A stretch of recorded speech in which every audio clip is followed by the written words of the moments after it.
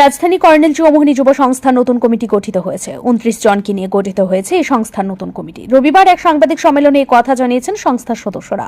এক সদস্য বলেন, গত 10 নভেম্বর কর্নেল চৌমুহনী যুব সংস্থার সাধারণ সভা অনুষ্ঠিত হয়।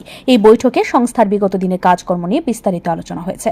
বিগত দিনে কি কি কাজ করা সম্ভব হয়েছে আর কি কি কাজ করা সম্ভব হয়নি তা নিয়ে আলোচনা হয়েছে। এর পাশাপাশি আগামী দিনে কি কি কাজ করা হবে এর একটি রূপরেখা তৈরি করা হয়েছে। শীঘ্রই রক্তদান এবং স্বাস্থ্য শিবির করবে এই সংস্থা, বললেন নবনির্বাচিত কমিটির সদস্যরা। তবে কর্নেল চৌমুহনী যুব সংস্থা ধারাবাহিকভাবেই মানুষকে অ্যাম্বুলেন্স পরিষেবা দিয়ে যাচ্ছেন বলে জানিয়েছেন সংস্থার সদস্যরা। প্রথমেই সাংবাদিক বন্ধুদের স্বাগতম। আমাদের 2025-2028 এই 3 বছরের জন্য গত 10 তারিখে আমাদের জেনারেল বডিতে সর্বসম্মতিক্রমে যে নূতন কমিটি গঠিত হয়েছে তার 9 সদস্য উপদেষ্টা মণ্ডলী, তারপর 8 জন অফিস বেয়ারার, এছাড়াও 12 জন কার্যকরী কমিটির সদস্য।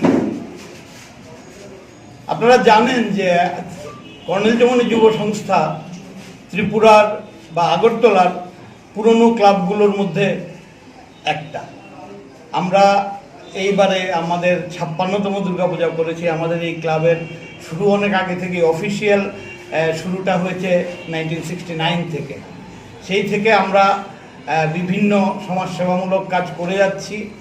আমরা বিগত বছরগুলোতেও করোনার সময়, বন্যার সময় কাজ করা, প্লাস আমাদের এলাকার এবং এলাকার বাইরের দুস্থ লোককে সাহায্য করা, সহায়তা করা, এগুলো আমাদের মূল বিষয়।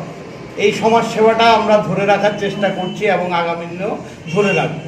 এই উদ্দেশ্য নিয়ে আমরা আগামী দিনে বেশ কিছু স্পেসিফিক কাজ করার জন্য আমরা ঠিক করেছি, যেগুলো আমরা আগামী দিনগুলোতে আস্তে আস্তে করব। সাংবাদিক সম্মেলনে উপস্থিত ছিলেন সংস্থার সভাপতি ডক্টর পল্লব ঘোষাল, সম্পাদক অসিত বরণ সাহা এবং কোষাধ্যক্ষ প্রান্তিক সিনহা, উপদেষ্টা কমিটির সদস্য গৌতমী রায়। ব্যুরো রিপোর্ট, ঋদ্ধি নেটওয়ার্ক।